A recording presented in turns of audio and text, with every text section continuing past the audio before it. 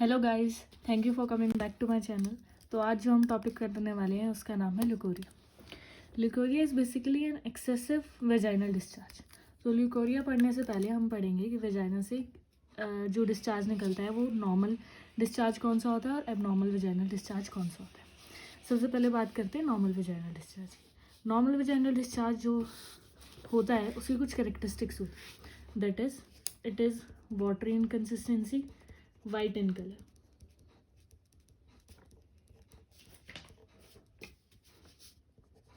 it is completely non-odorous, non-irritant, and pH should be around 4. जब हम microscopically देखते हैं तो उसके अंदर हमें कुछ स्क्वेमस एपिथेलियल सेल्स मिलते हैं, प्लस कुछ अमाउंट ऑफ बैक्टीरिया मिलते हैं. Bacteria can be few gram negative, few anaerobes and also lactobacilli.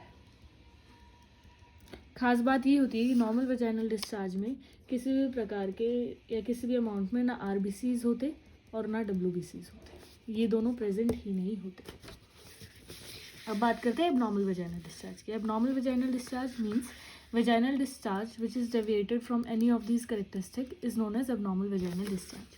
तो एबनॉर्मल वेजाइनल डिस्चार्ज किस किस सीन में हमें देखने को मिलता है. सबसे पहले non infective causes. As the name suggest ये नॉन इन्फेक्टिव है, तो ये नॉन प्यूरुलेंट होगा, नॉन इरिटेंट होगा and of course non offensive. ये होता है ल्यूकोरिया, जिसके बारे में अभी हम आगे पढ़ेंगे. एक होता है infective vaginal discharge which can further be divided into specific and non specific discharge. जैसे मैंने कहा ये नॉन इन्फेक्टिव है तो ये नॉन प्यूरुलेंट है, नॉन इरिटेंट है, नॉन ऑफेंसिव है. सिमिलरली ये इन्फेक्टिव है तो it is purulent, it is irritant as well as it is too much offensive. और क्या कॉज हो सकता है एबनॉर्मल वेजाइनल डिस्चार्ज का? मे बी कोई foreign body like tampons, condoms etcetera, और एनी नियोप्लाज्म, बेनाइन और मेलिग्नेंट, दोनों ही प्रेजेंट. ये था हमारा एबनॉर्मल वेजाइनल डिस्चार्ज. अब बात करते हैं ल्यूकोरिया की. ल्यूकोरिया की डेफिनेशन क्या है? Excessive normal vaginal discharge is considered as leucorrhoea. अब हम बार बार कह रहे हैं कि एक्सेसिव नॉर्मल वेजाइनल डिस्चार्ज होना चाहिए. नॉर्मल वेजाइनल डिस्चार्ज यानी उसकी जो भी कैरेक्टरिस्टिक्स है वो ये होनी चाहिए, बट लेकिन वो एक्सेसिव होना चाहिए. अब एक्सेसिव होने का भी एक क्राइटेरिया होता है कि किस अमाउंट के हम वेजाइनल डिस्चार्ज को कहेंगे कि ये ल्यूकोरिया, कि वो एक्सेसिव. तो इसका सबसे पहले जो क्राइटेरिया है वो है excess secretion from persistent vulvar moistness. यानी जो वल्वा है वो हर समय इट शुड बी मॉइस्ट, उसमें से एक्सेसिव सिक्रीशन हो रही हो. और staining of the undergarments, female आकर आपको ये कंप्लेन करे, which becomes brownish yellow on drying, और need to wear a vulvar pad, कि डिस्चार्ज की क्वांटिटी इतनी ज़्यादा हो कि फीमेल को वल्वर पैड यूज़ करना पड़ रहा हो या कोई टेम्पन यूज़ करना पड़ रहा हो, तो वो एक क्राइटेरिया है. Next criteria, it should be non purulent and non offensive, cause जो मैंने आपको स्टार्टिंग में बताया. And it should be non irritant and never cause pruritus. What is pruritus? It is itching of the vulva. अब हम पढ़ेंगे इसकी इडियोपैथोजेनेसिस. इडियोपैथोजेनेसिस मतलब ल्यूकोरिया का कॉज क्या है प्लस इसकी क्या पैथोलॉजी, किस तरीके से ये प्रोड्यूस होता है. सबसे पहले बात करते हैं ल्यूकोरिया प्रोड्यूस ही क्यों होता है. ल्यूकोरिया हमेशा इसलिए प्रोड्यूस होता है due to excessive secretion of oestrogen. जिस भी कंडीशंस में एक्सेसिव ईस्ट्रोजन होता है, एक्सेसिव ईस्ट्रोजन की वजह से it increases the secretion of vagina and leucorrhoea produce होता है. अब हम पहले बात करते हैं कि जो ईस्ट्रोजन की कंसंट्रेशन है ये किस केस में राइज करती है बॉडी में. 3 फेजेस प्रोमिनेंट होते हैं एक फीमेल की लाइफ में जिसमें ईस्ट्रोजन की कंसंट्रेशन इंक्रीज होती है.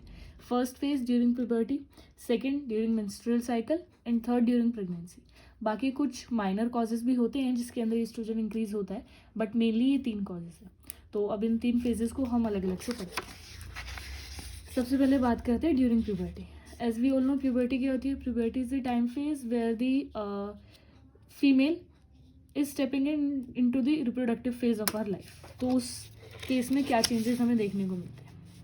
आपको पता है प्यूबर्टी के दौरान ही हाइपोथैलेमो पिट्यूटरी ओवेरियन एक्सिस स्टिमुलेट होती है और वी कैन से वर्क करना स्टार्ट करती है, एक्सेसिव वर्क करना स्टार्ट करती है। उस वजह से ईस्ट्रोजन की कंसंट्रेशन ज़्यादा होती है। कैसे? हाइपोथैलेमस रिलीज़ करता है गोनाडोट्रोफिन रिलीजिंग हार्मोन, वो जाके पिट्यूटरी पे एक्ट करता है। पिट्यूटरी रिलीज़ करता है गोनाडोट्रोफिन्स जो जाके ओवरी पे एक्ट करते हैं, एंड ओवरी फिर आगे स्टेरॉइड्स प्रोड्यूस करती है जिस वजह से ईस्ट्रोजन प्रोड्यूस होता है। तो due to large amount of estrogen now acts on the endocervical epithelium, यानी कि जो अच्छा एंडोसर्वाइकल क्या होती है? Let me explain you through a diagram. अगर ये हमारी, मैं एक यूट्रस का डायग्राम बनाती हूँ। चलिए, माई drawing is not so good. ये एक यूट्रस है, ये वाला पार्ट सर्विक्स है एंड ये वेजाइना है। तो the part which is inside is known as endocervix, which is not visible, and the part which is on the brim of the vagina, or we can say cervix, it is known as ectocervix, which is visible at the time of speculum examination. ये endocervix और एक्टोसर्विक्स होती है।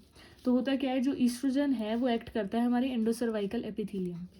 यहाँ की जो epithelium है उस पर एक्ट करता है, उसको स्टिमुलेट करता है, उसकी ओवर ग्रोथ होती है। उस ओवर ग्रोथ की वजह से वो धीरे धीरे जो एपिथेलियल टिश्यूज़ है वो ग्रो करते करते करते करते एक्टोसर्विक्स तक पहुँच जाते हैं। एक्टोसर्विक्स तक पहुंचने के बाद वहाँ उनकी एक्टोपी हो जाती है, that is known as congenital ectopy. Ectopy का मतलब क्या होता है? एक्टोपी का मतलब होता है अपनी एक्चुअल पोजीशन के अलावा कहीं और फंक्शनल चीज़ प्रोड्यूस होना इज एक्टोपी। तो जो एंडोसर्वाइकल एपिथेलियम है जो यहाँ होनी चाहिए थी, but due to stimulation from estrogen वो एक्टोसर्विक्स पे प्रोड्यूस हो जाती है, that is known as congenital ectopy. Congenital ectopy से वहाँ पर भी सिक्रीशन स्टार्ट हो जाते हैं, उस वजह से ल्यूकोरिया हो जाता है। नेक्स्ट कॉज जो हम पढ़ेंगे वो है ड्यूरिंग मेंस्ट्रुअल साइकिल। अब मेंस्ट्रुअल साइकिल के दौरान क्या होता है? During ovulation there is a sharp rise in oestrogen. इस ईस्ट्रोजन की वजह से अगेन जितने भी सर्वाइकल ग्लैंड्स थे उनकी सिक्रीशंस बढ़ जाती है और ल्यूकोरिया प्रोड्यूस हो जाता है। या फिर जो दूसरा फेज है वो है प्री मेंस्ट्रुअल फेज, यानी just before the bleeding phase, just before the menses there is hypertrophication of the endometrial glands, यानी जो एंडोमेट्रियल ग्लैंड्स है उनकी हाइपरट्रॉफी हुई होती है। उस वजह से there is pelvic congestion and increase of the mucus secretion. Next cause is during pregnancy. See pregnancy is a phase जिसके अंदर हमारे बॉडी का जो ईस्ट्रोजन है वो राइज करता है, but not estrogen, estrogen derived hormone that is known as estrin. Estrogen is basically an estrogen derived hormone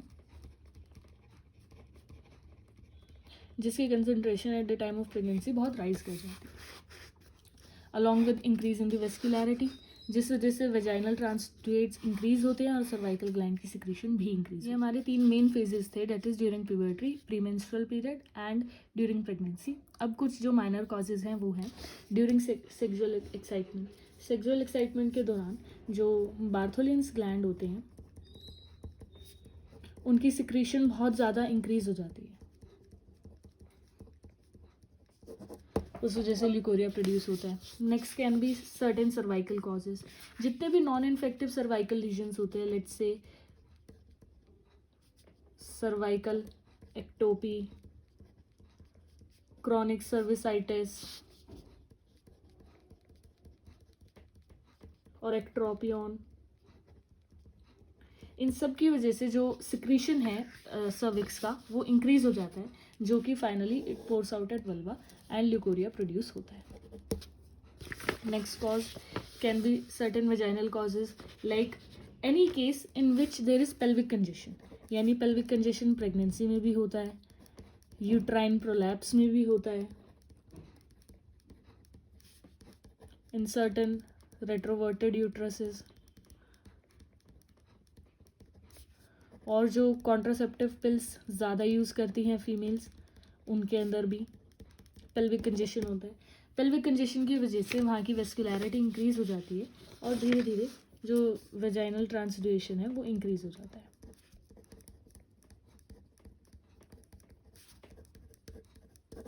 जिस वजह से अगेन ल्यूकोरिया हो जाता है।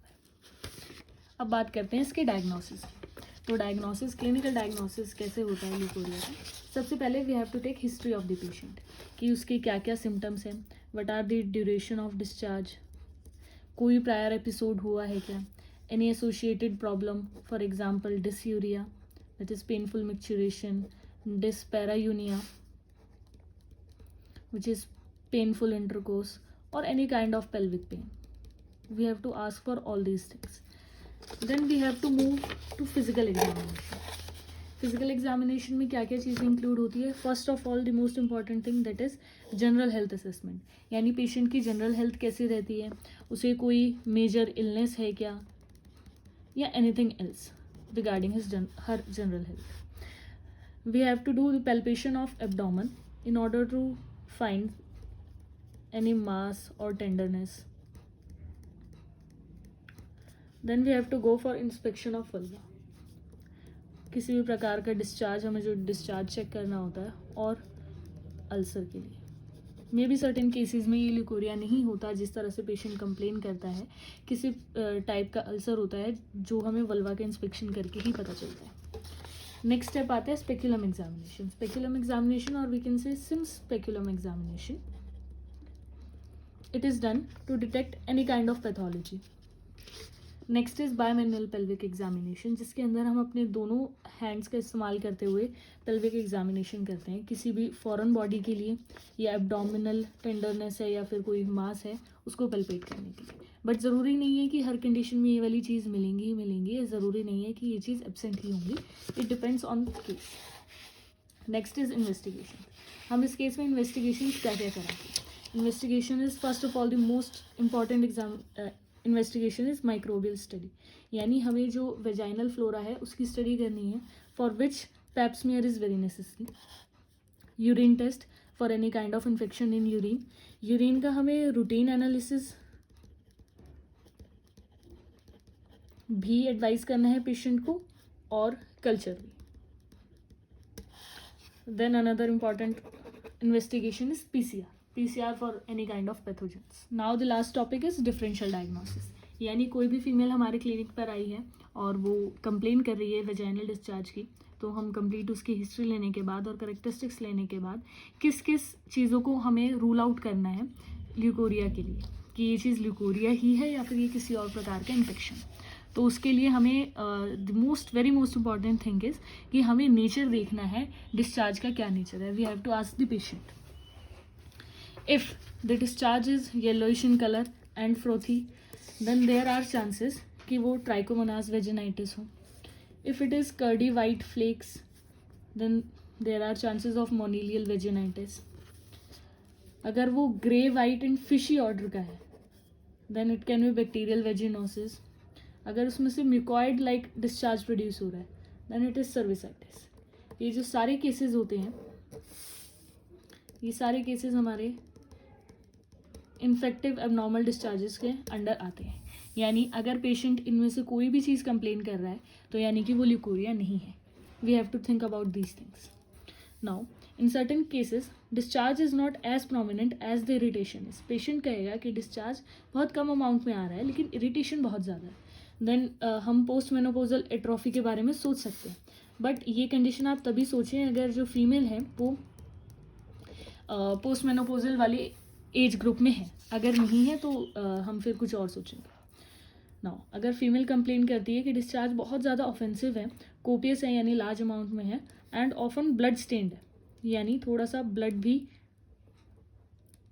आता है डिस्चार्ज के साथ, देन हम सोच सकते हैं ये ज़रूर can be due to foreign pessary और एनी टेम्पन. फीमेल ने टेम्पन यूज़ किया and she just forget to remove it, या कोई भी mechanical irritation, this comes under the cause of foreign body.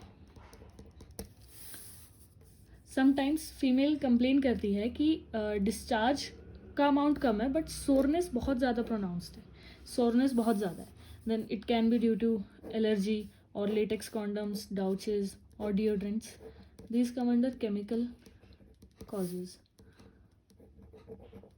chemical discharges we can say. अगर female complain कर रही है कि डिस्चार्ज बहुत ज़्यादा ऑफेंसिव है as well as she is complaining of pruritus यानी itching of the vulva, then it can be secondary vaginitis. Secondary vaginitis produce कैसे होता है? Due to contamination with urine और फीसिस, यानी कि वेजाइनल डिस्चार्ज का या वेजाइना का कंटेमिनेशन हो गया यूरिन और फीसिस से, जिस वजह से इन्फेक्शन प्रोड्यूस हो गया. अब बात कर लेते हैं छोटी सी इसके ट्रीटमेंट की. ल्यूकोरिया का ट्रीटमेंट क्या है? ल्यूकोरिया का कोई स्पेसिफिक ट्रीटमेंट नहीं है. ल्यूकोरिया का डायग्नोसिस बहुत ज़्यादा इंपॉर्टेंट है. ये डायग्नोस करना कि ये ल्यूकोरिया ही है. और मैंने आपको जितने भी यहाँ डिफरेंशियल डायग्नोसिस बताया, ये चीज़ नहीं है. अगर एक बार ये चीज़ सेटल डाउन हो जाती है कि ये ल्यूकोरिया है, तो हमारे पास सिर्फ कंजर्वेटिव ट्रीटमेंट्स है, that is improvement of general health, hygiene maintain करके रखना. अगर कोई स्पेसिफिक कॉज है तो उसका ट्रीटमेंट करना. कोई इन्फेक्शन है उसका ट्रीटमेंट करना.